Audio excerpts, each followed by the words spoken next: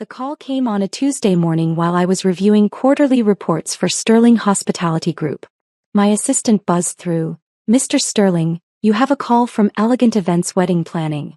I almost declined. Then I remembered. My younger brother Marcus was getting married next month. I'd paid the deposit 6 months ago when I heard they were struggling with costs. $50,000 to ensure my brother had the wedding he dreamed of. The family never knew it came from me. David Sterling speaking. "Mr. Sterling, this is Amanda from Elegant Events. I'm calling about the Henderson Miller wedding next month." Her voice sounded strained. "I have some uncomfortable news about your invitation." I set down my pen. "Go ahead. Your family contacted us yesterday. They've asked us to remove you from the guest list entirely. They said there was a family disagreement, and they specifically requested that you not attend the ceremony or reception." The words hit like a physical blow, but I kept my voice steady. "I see. However," Amanda continued quickly, "they also asked if they could keep the $50,000 deposit you paid for the event. Mrs. Henderson said the family had already spent that money on other wedding expenses." For a moment I said nothing. Through my office window I could see the city skyline, half of which I owned through various investment companies. My family had no idea that their disappointing son, who they claimed never amounted to anything, controlled a hospitality empire worth $3.8 billion. "Mr. Sterling? Are you there?" "Yes," I said calmly. "I'd like you to cancel the entire wedding." "I'm sorry, what?" "Cancel the Henderson Miller wedding. All of it. The venue, the catering, the flowers, everything." Amanda's voice rose in panic. "Sir, I don't understand. You're not the groom, you can't just—" "Amanda," I interrupted gently, "what's the name of your company?" "Elegant Events Wedding Planning." "And who owns Elegant Events?" I heard papers rustling. Sterling Event Holdings." "And who owns Sterling Event Holdings?" A longer pause. "Sterling Hospitality Group." "That's right. And I'm David Sterling, CEO and sole owner of Sterling Hospitality Group. So yes, I can cancel this wedding. In fact, let me be more specific. Cancel their reservation at the Grand Harbor Hotel as well. That's one of mine too. And Symphonic Catering? Also mine. The flower arrangements from Premier Botanical? Mine. The photography package from Lens and Light Studios? Mine as well. Mr. Sterling, I had no idea you were. There's more, Amanda. The bachelor party reservation at Harbor View Resort? Mine. The rehearsal dinner at Coastal Elite Restaurant? Mine. Even the limousine service they booked through Prestige Transportation? Mine. I could hear her breathing heavily on the other end of the line. "But sir, the wedding is in 3 weeks. There are 200 guests, deposits paid. Cancel everything. Refund any deposits paid by guests for accommodations. Send the Henderson and Miller families a bill for the full amount they owe, minus my original $50,000 deposit, which I'm keeping as a cancellation fee. Mr. Sterling, this will destroy the wedding. There's no way they can find alternative vendors this close to the date. That's not my problem anymore." After hanging up, I sat back in my chair. 28 years old, and my family still saw me as the college dropout who threw his life away when I left Harvard Business School to start my first company. They had no idea that the small event planning business I'd mentioned casually over the years had grown into one of the largest hospitality empires on the East Coast. My phone buzzed with a text from my mother. "David, we need to talk about your recent behavior. Your attitude toward Marcus and Jennifer has been unacceptable. We think it's best if you don't attend the wedding. We'll be keeping the money you contributed since we've already spent it." I smiled and typed back, "Understood. Enjoy the celebration." What my family didn't know was that I'd been quietly building my empire for 8 years. It started when I dropped out of Harvard, not because I was failing but because I'd identified a gap in the luxury event market. While my family saw my decision as giving up, I was actually walking away from a guaranteed corporate job to bet everything on my vision. The first company, Sterling Events, began in my studio apartment. I planned corporate gatherings and small weddings, working 18-hour days and sleeping on my office couch. My family's response? "David's going through a phase. He'll be back to real work soon." Within 2 years, I'd bought my first property, a small event venue that was struggling financially. My family still thought I was playing entrepreneur, while they focused on my brother Marcus, who was following the traditional path through law school. By year 4, I owned 6 venues across 3 states. Sterling Hospitality Group was born and I started acquiring complementary businesses. Catering companies, florists, photographers, transportation services. Every aspect of the luxury event industry. My family remained oblivious. At holiday gatherings they'd ask about my little business, while discussing Marcus's promising career at his law firm. When I bought my first hotel, a boutique property downtown, I mentioned it casually as expanding into accommodations.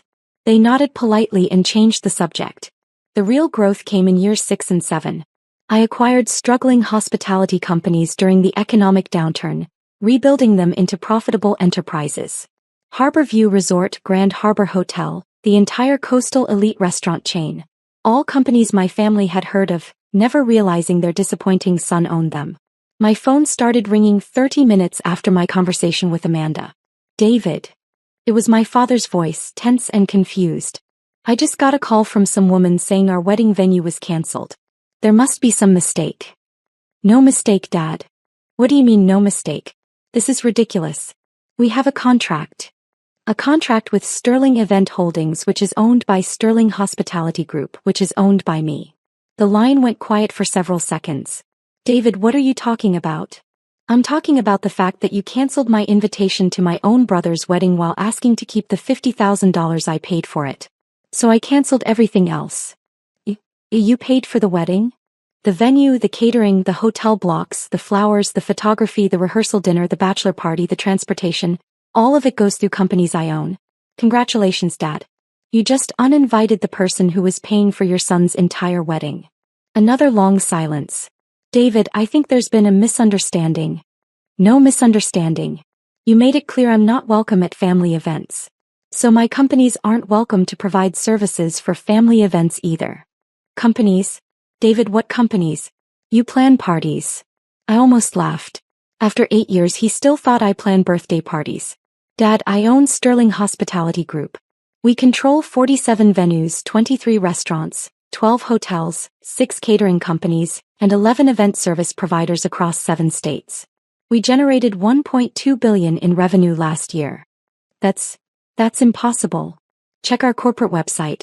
Check the business registry. Check Forbes' list of fastest-growing private companies. We were number 17 last year. I heard muffled conversation in the background. Mom had joined the call. David, Mom's voice came through shaky and uncertain. We had no idea you were successful. You never told us. I tried to tell you. Every family gathering for 8 years I tried to share what I was building. Remember when I mentioned buying the Harborview Resort? You said it was nice that I was staying busy. When I told you about expanding into hotels, you asked when I was going to get a real job. But you dropped out of Harvard. To build this empire. I saw an opportunity and I took it. While Marcus was studying contract law, I was writing contracts that generated millions in revenue. My father cleared his throat. David, surely we can work something out. Marcus's wedding is no longer my concern. You uninvited me, remember? You made it clear that my presence would somehow diminish your perfect family celebration. We didn't know. You didn't know because you never bothered to actually listen to what I was telling you. You saw a Harvard dropout and decided I was a failure. You never looked deeper. My phone buzzed with another call. Amanda again. Dad, I need to take this. David, wait. I switched to the other line. Amanda. Mr. Sterling, I've been getting calls all morning. Your brother, your parents, even the bride's family. They're all asking about rebooking. And, sir, with 3 weeks' notice it's impossible. Every quality venue in the region is booked solid. The catering companies are committed to other events. There just aren't alternatives available. What about the Grandview Manor? That's one of your properties too, sir. And it's already booked for that weekend. Right. Well then they'll need to figure something else out. Mr. Sterling, your mother called crying. She said there are 200 people invited, family flying in from across the country. She's begging for any solution. I considered this. Any solution? Yes, sir. All right. Here's what we'll do. They can have the wedding at the Grandview Manor, my smallest venue. Reception capacity for 80 people maximum. Basic catering package, house flowers, staff photographer only. Total cost, $200,000 paid in advance. Sir, that's 4 times what they were paying before and half the space. That's the offer. They wanted to exclude me from their celebration while keeping my money. Now they can include me in their decision-making while paying market rates. And if they refuse, then they can get married at City Hall. I hung up and returned to my work.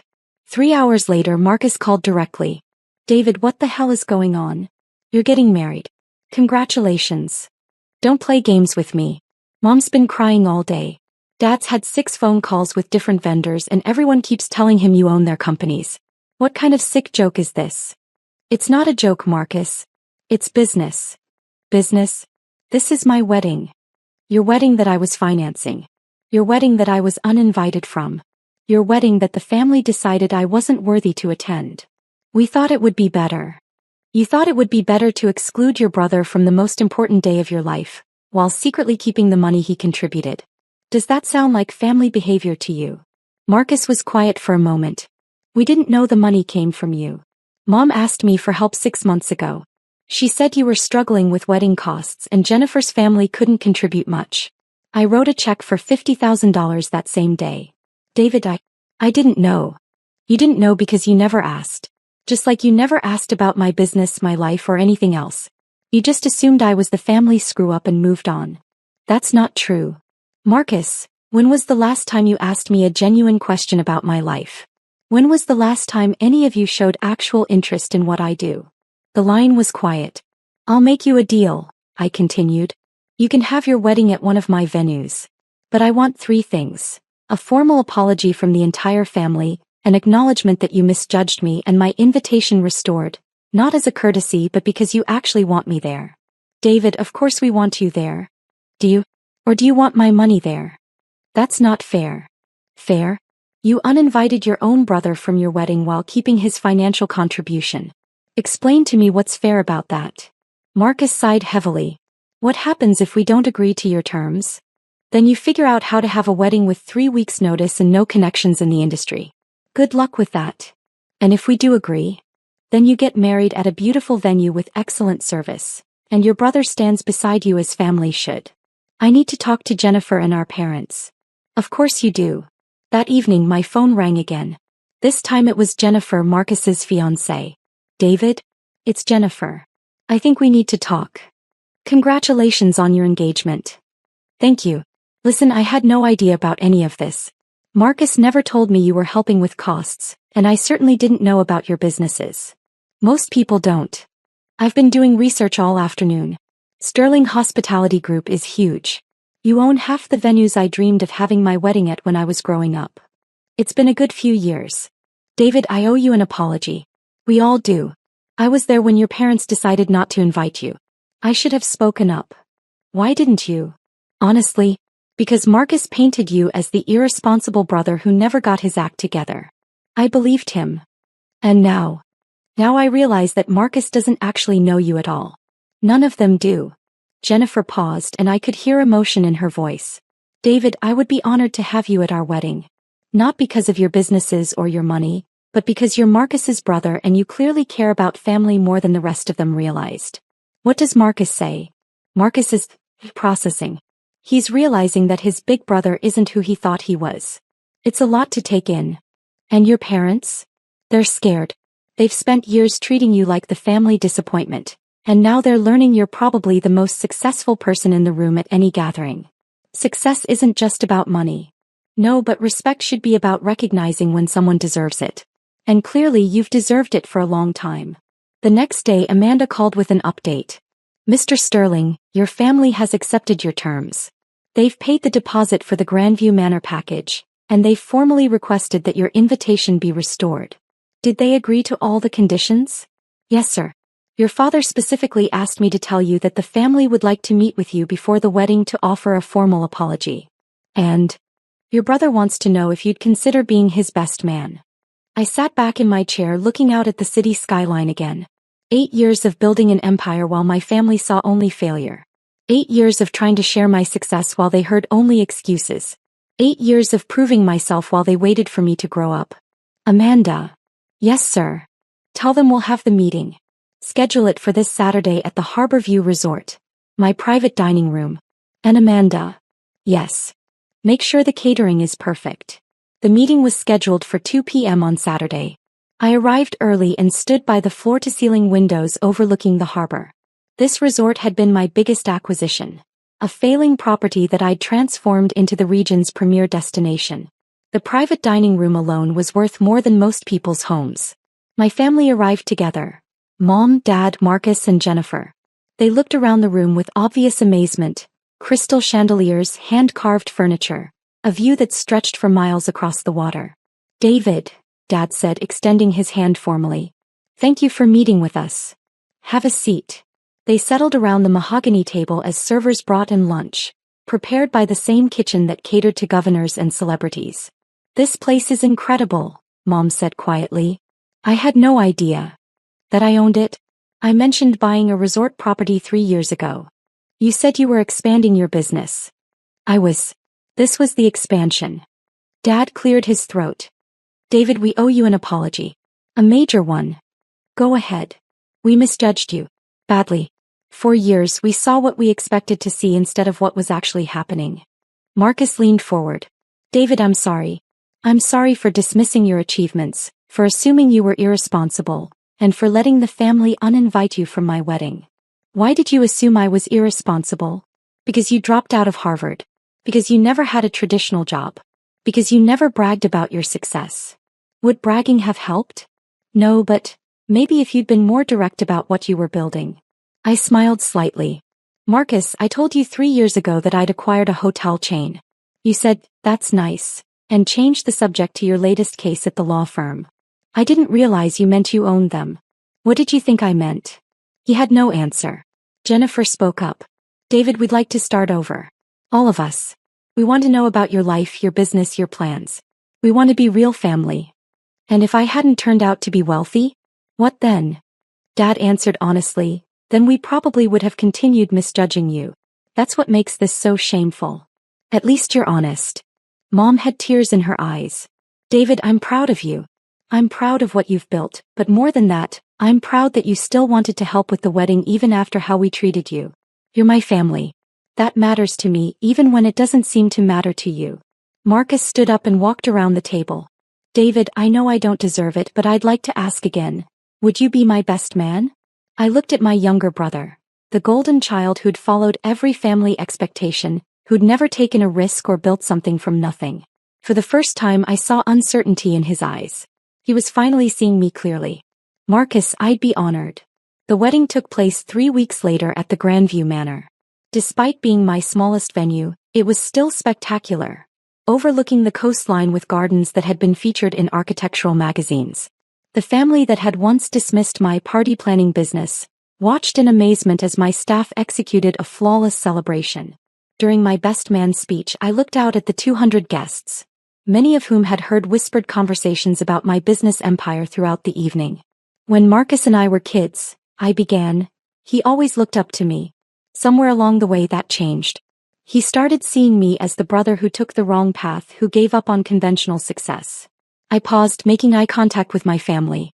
What Marcus didn't realize is that I never gave up on success. I just defined it differently. Success isn't about meeting other people's expectations. It's about building something meaningful and sharing it with the people you love. I raised my glass. To Marcus and Jennifer, may you build something beautiful together, and may you always remember that the best achievements are the ones you share with family. Later, as the evening wound down, Dad approached me on the terrace. David, I have a question. Sure. Why didn't you just tell us? Why let us think you were struggling all these years? I considered this carefully. Dad, I tried to tell you. But more than that, I wanted you to be proud of me for who I was, not what I owned. I wanted you to see that dropping out of Harvard was the right choice, that building something from scratch had value. And we failed that test. You did. But you passed the test that mattered more. Which test was that? Tonight. When you had the chance to choose pride over family, you chose family. When you realized you were wrong, you admitted it. That's worth more than years of recognition. Dad put his hand on my shoulder. I'm proud of you, son. Not just for your success but for your character. You had every right to walk away from this family, and instead you saved your brother's wedding. Family is family, Dad. Even when they don't act like it. As I drove home that night, I reflected on the 8 years I'd spent building my empire in plain sight of a family that couldn't see it. The Harvard dropout who became a billionaire. The party planner who created a hospitality dynasty. The family disappointment who turned out to be the family foundation. My phone buzzed with a text from Marcus. Thank you for everything. I'm sorry it took me so long to see who you really are. I'm lucky to have you as a brother. I smiled and typed back. Welcome to the family business. Because that's what it had always been about. Not just building companies but building something that could bring family together. It just took them a little longer to realize it. The next morning I woke up to 17 missed calls and 43 text messages. The wedding had been featured on several social media accounts, and people were sharing photos of the venue, the food, and the celebration. But more importantly, I had messages from my parents, my brother, and Jennifer, all asking when we could have dinner again. Real dinner this time. Family dinner. As I sat in my office Monday morning looking out at the city skyline that I'd helped shape, I realized something important. Success isn't about proving people wrong. It's about being strong enough to keep loving them even when they are wrong. And sometimes if you're patient enough they figure it out on their own.